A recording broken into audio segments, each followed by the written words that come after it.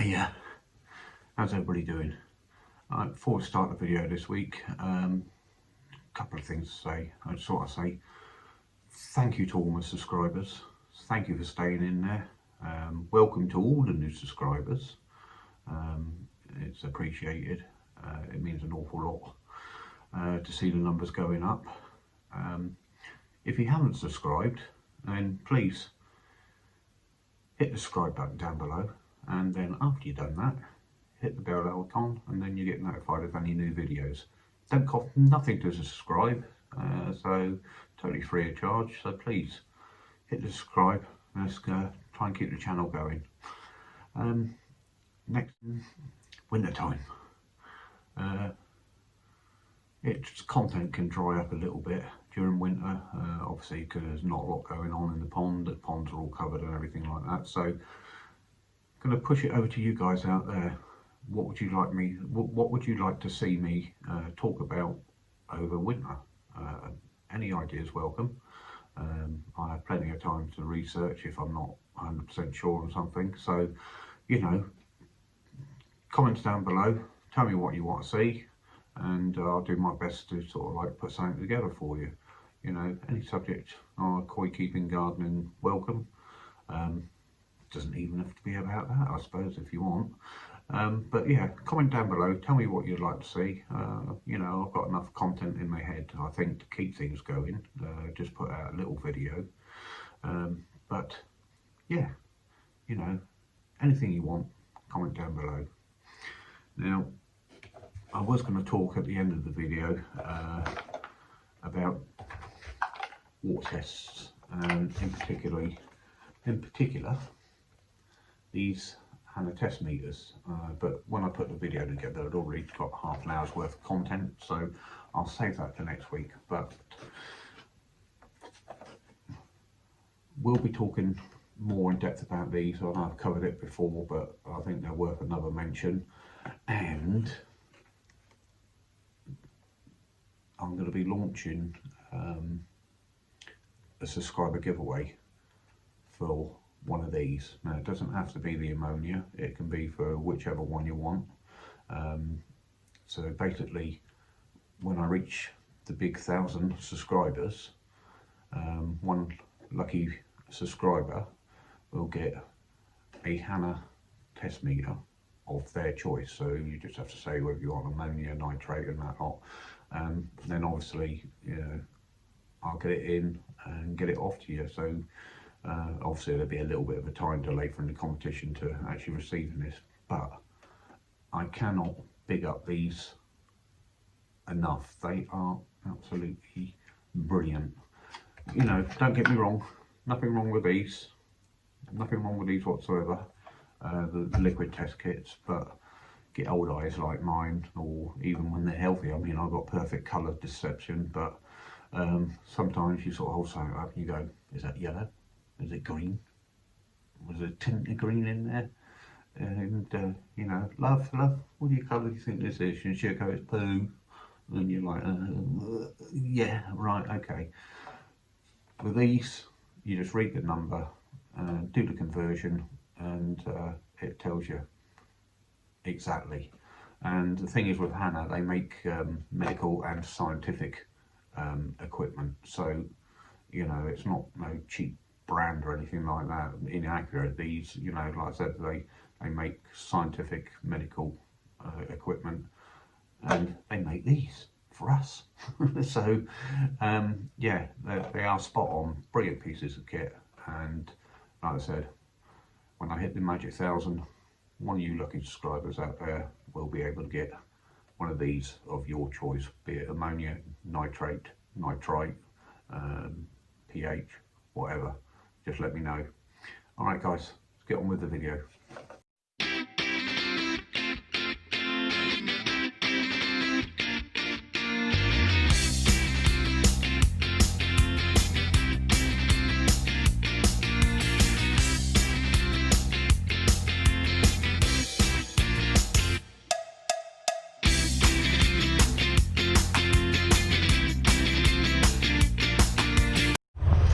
Nearly forgot to say, I'll steady this camera a bit because I'm holding it in my hand. Yeah, I nearly forgot to say, Quenny Koi are holding their winter event starting on the 1st, so this video goes out on a Monday as usual, so it'll be the following day. So the 1st of December, Quenny Koi's winter event. Normally it's held in February, and we all go en masse up to Quenny Koi headquarters up in Leicestershire and have a good day out, nerding at koi and equipment, and putting in our tokens for whichever koi we want to select, or getting them out of the ones that enter in the Japanese style auction in the other vats, and getting them at a discount. Equipment's on discount, food's on discount, but this year, because of the COVID situation, it's all going to be held online, and they brought it forward to the 1st of December, and it's going to run for a little while. Now I'll post a link down below to their website and possibly the blog. Now you do have to be registered to take part in any of the auctions, and trust me, the auctions probably be worth taking part in, because a lot of the fish, the starting bids are 99p, and then you just put in your bid as with whatever you think you can pay for it, and obviously if you've got the highest bid, then fish is yours. And they are offering over a winter in up at their facility, and you can collect it sort of March, I think it is, I think they said. But yeah, if you've never had a look at the Quenny Koi winter event, or never been up to Quenny Koi for their winter event, it's definitely worth a look. Like I said, a lot different this year. It's all going to be online, but they've got an awful lot of fish in from the autumn harvest that should arrived, gone through quarantine and everything like that, that are going to be in the sale. There are some crackers I've been seeing on Facebook, the preview. So yeah, I'll post a link down, and if you're after treating yourself for a bit of equipment or just getting some food, you can get a 10% discount. And any koi, if you want to treat yourself to a koi, have a look, see what it got, put in a cheeky bid. You never know, you might come away with a decent koi for very little money. Anyway, on with the video.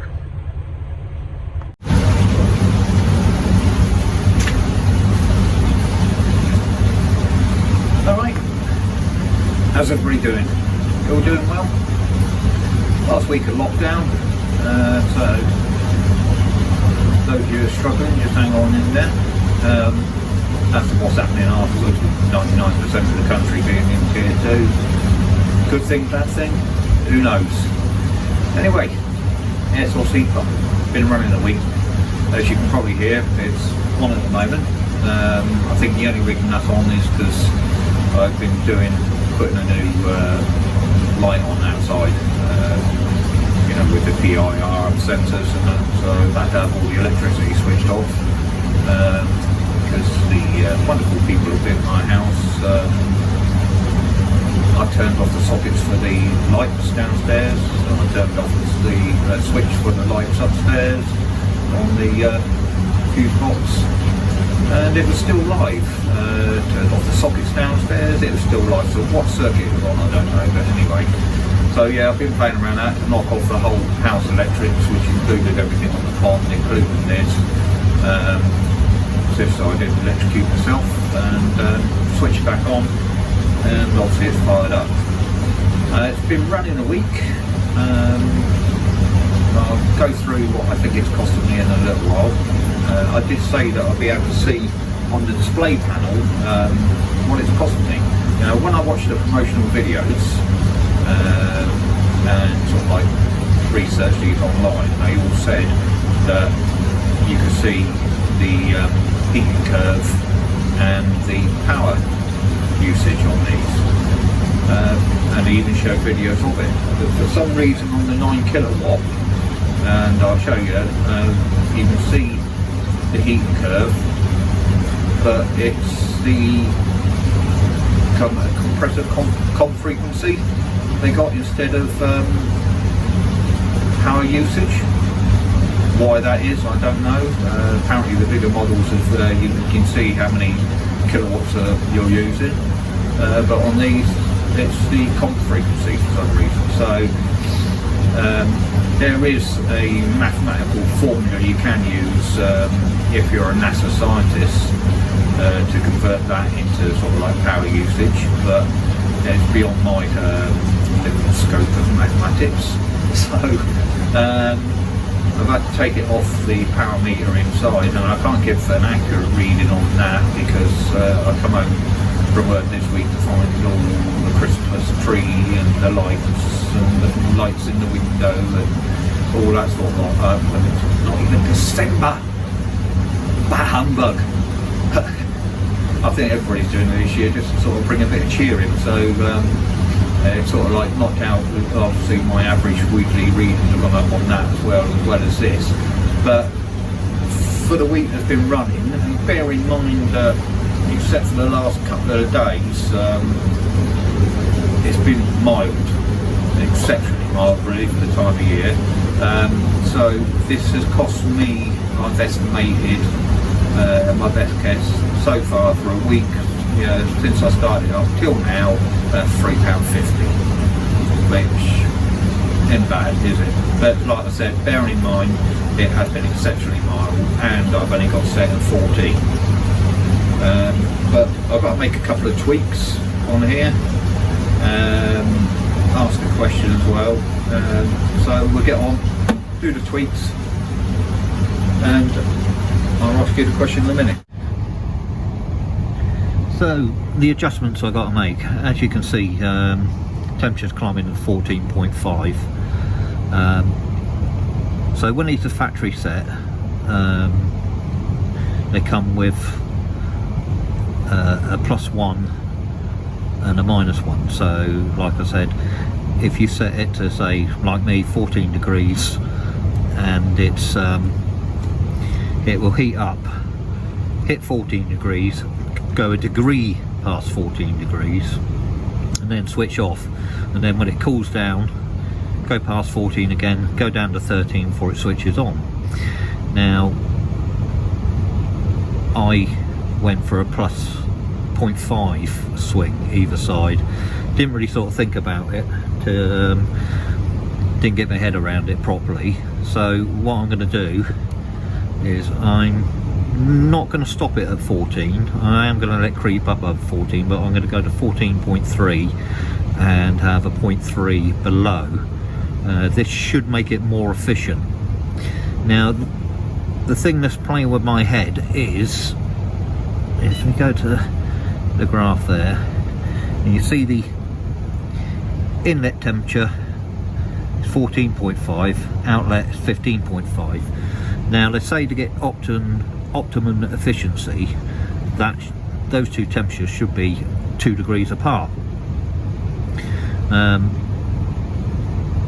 you control it with your bypass. Now I've set my bypass. When I first started it up, it was sort of like a 1.5 degree difference, but now the water's up to temperature, it's only sort of like a 1 degree difference. Anybody out there who's in the know, can you tell me whether it's okay to have sort of like that degree difference, or whether it does need to be sort of like a 2 degrees difference to be more efficient? And how does that work when your water's up to temperature and you're just sort of like keeping it sort of like a 0.6 of a degree swing? I can't see. Yeah, I know the hot water coming out of this as it heats up is going to be higher.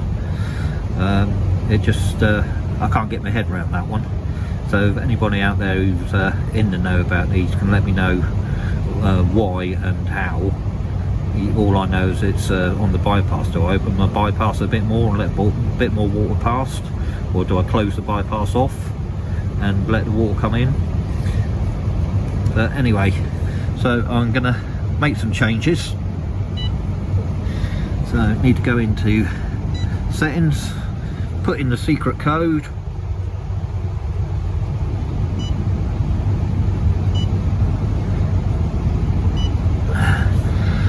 sorry, had to hide that from you. So need to go to the earth, all the way through the menu, HPQR, auto set 27 temp difference, so R4, I've got set at 0.5, and R12 power on difference I got 0.5. So if I change that to 4.3, enter, and go back to R4 and set that to 0.3.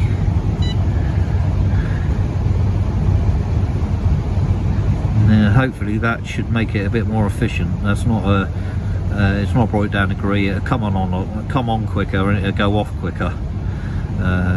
So hopefully that should be about right. Power off temperature R5, 1 degree. See, do I change that as well? R5, power off temperature, temp difference. No. Okay, I'll leave it at that for now. If that's wrong, somebody can let me know, please.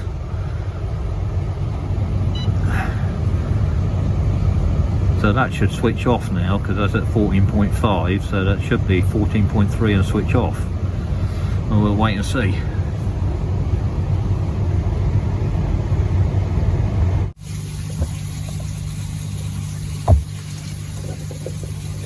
Anyway, little look at the fish. All doing well. I will be making a new feeding ring. These rubber tyres are alright, or inner tubes I should say. You have to fill them with a bit of water. Yeah, they're nice and soft for the fish, but they, because of the water sloshing around it, they sort of like tend to go one side, and as you can see there, it's sort of like under the water a bit. And Lips, when she comes up, and well, Amanda, when she comes up as her fill, and then as she swims away, she flips her tail up as if to sort of say, yeah, go sight the rest of you, and spills it all out. So I'm going to make some out of some hard pipe. It'll be square instead of circular, but hopefully it'll be a bit heavier and sit more even in the water, solvent weld all the joints up and everything. But everybody's doing well, as you can see. They were fed literally about a minute ago, so obviously keeping the water nice and warm keeps their appetite going, keeps their metabolism going. Yeah, alright, Patch. And Patch, look.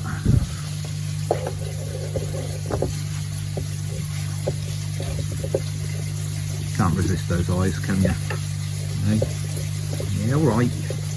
Yeah.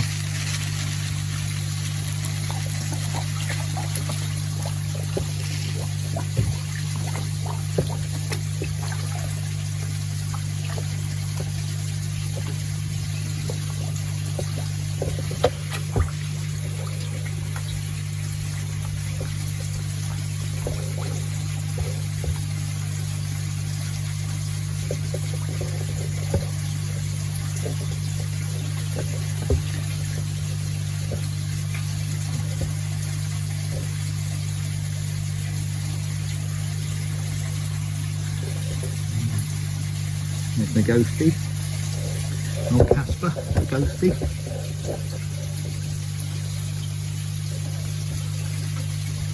Everybody's got to have a ghosty.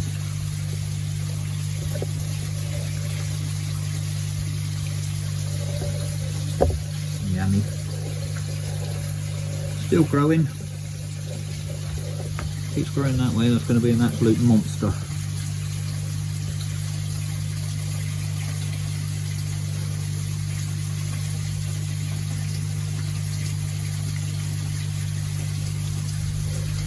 Got a lot of carp box on there. That one down there. never really got rid of it last year in the summer. Did add a little bit on the fin, so not even a year old yet though, so hopefully it'll grow out of it.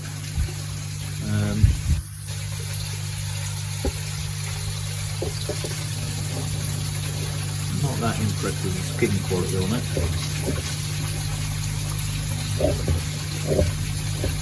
Chocolate shag, but we'll see.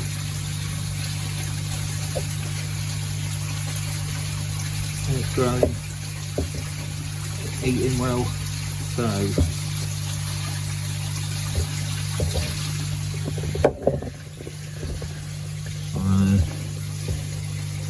now I've got the heating in.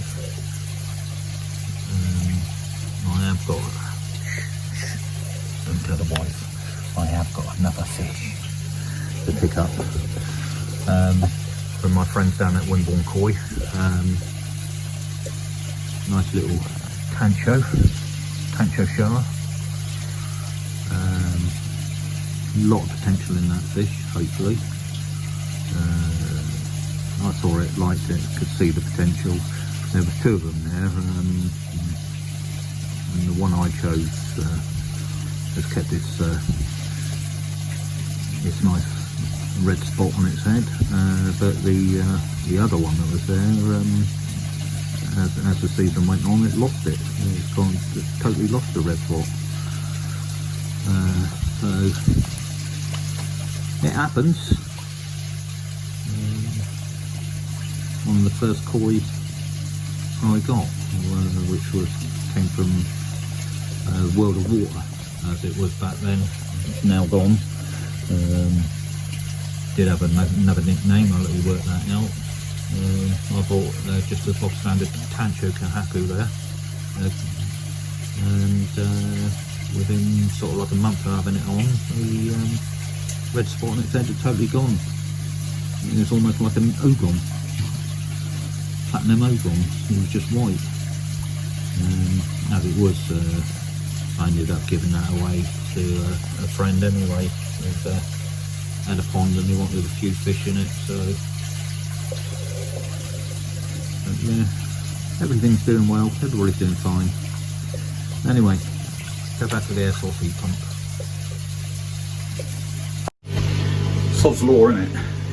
You reset the settings and hoping to sort of like show what those settings are doing, and since it was last on, it's been what, 6 hours, something like that, and it hasn't fired up again. And I think the temperature is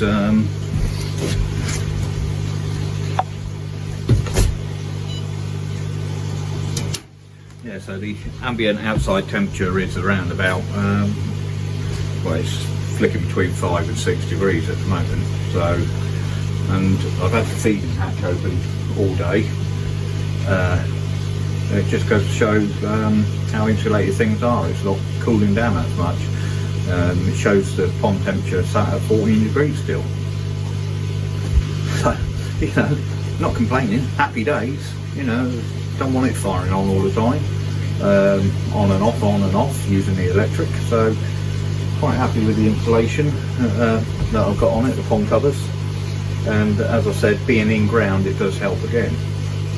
But I've take you around and show you.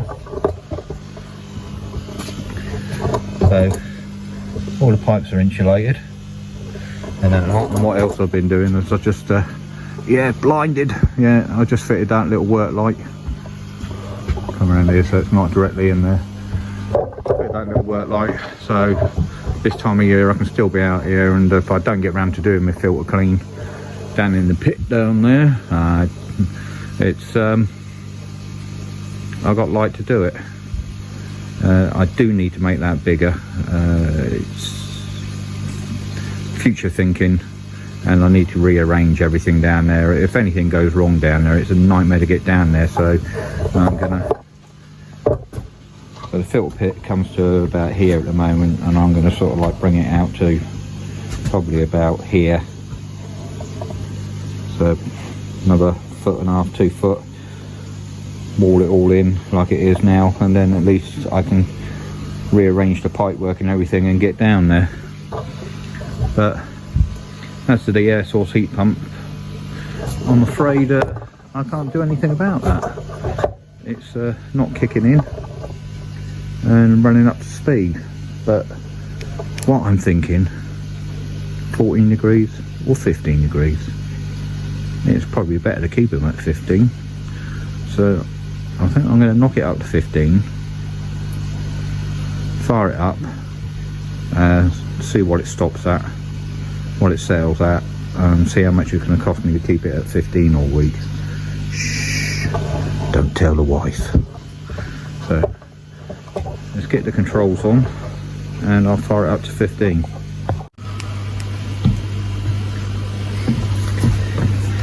So activate the panel, over to the end one, which is your temperature. So set at 14, tap on that, 1, 5, enter, 15 degrees, step back and wait.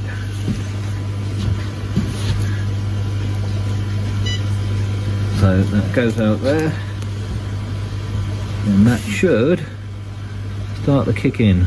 So there goes the fans, and you see got the fan symbol going around there. It's kicking in. Now this thing about 2 degrees. So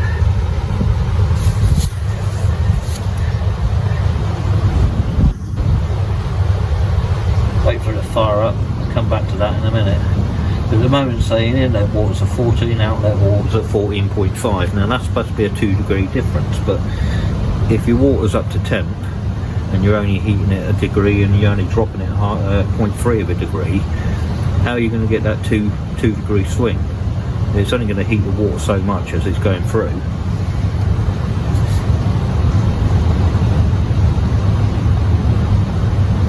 So by putting more water through the bypass, is it a case of less water is going through, being pumped through at a slower speed, so it's having more time to heat up, so it raises that 2 degree? Who knows? Anyway, we'll let that run, let that warm up to 15, and we'll see if it switches off at 15.3 like it should do.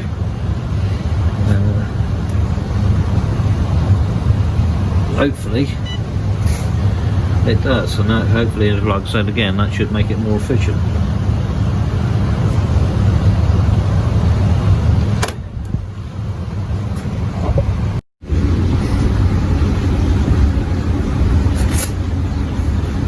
No, I don't know where you can hear me over there. It's not that noisy, but going and everything. Now, remember I was speaking about the Wi-Fi units, or the SIM card units. Now I've had a lot of feedback from some viewers on the channel who were saying that they've had no end of problems. It started off great when they first installed it, and then it sort of just stopped working. I've done a bit of research on this myself, and from what I can make out, it may not be so much that the actual sender units, the Wi-Fi units that you buy, rubbish. It's actually the app.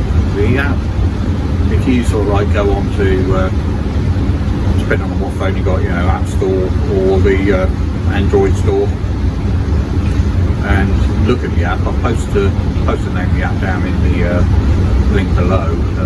Can't remember off the top of it what it's called, but the reviews are terrible on it. They all basically say the same thing. It's yeah, great at first and then stops working. So it is something to do with the app, I believe. It can't be the Wi-Fi units. And I sort of said they were sort of about 110 quid. I sort of look back on it, and they're about just short of £150. Now for £150 extra, you're expecting something to sort of like, you know, be spot on, have a decent app to go with it. So I'll look into that a bit more, speak to a company called Heat Pumps for Pools, who are the people that import the Thermotex and then distribute them out to the various dealers and things like that. They're the people to speak to about it all, and also check about the 2 degrees swing that I've got. It's, like I said, it's something that I'm interested in having, but obviously, because like I said, you know, you all know I work away in the week, and to actually have that control, have an alert come up on the phone if anything goes wrong this time of year, especially if the temperatures keep dropping, it's a handy thing to have. At least you can sort of like fire into action, have somebody come round, or you know, phone the wife and say, you know, what's going on, have a look. So I like to have it, but you know, if it's not going to work, what's the point of having it? So anybody else who's got one of these Thermotex inverters and you're running the Wi-Fi or the SIM card version, and it's working great for you and you've not had any problems, let me know. But again, you know, apart from the people who've already said to me they're having no end of problems with it, if you're having problems, again, comment down below and let me know. Let me know, sort of like, and then at least I can get it out there on video. Everybody else, that then, you know, stop people wasting their money, or just sort of say, yeah, no, it's the best thing since sliced bread. Anyway, got a sample of water, going to go in, do some water tests, and I'm not going to show you all that, but I'm going to take you through the Hanna pocket meters again. I'll just do the one with you. A couple of reasons behind that, but we get inside and I'll talk about that when I get in.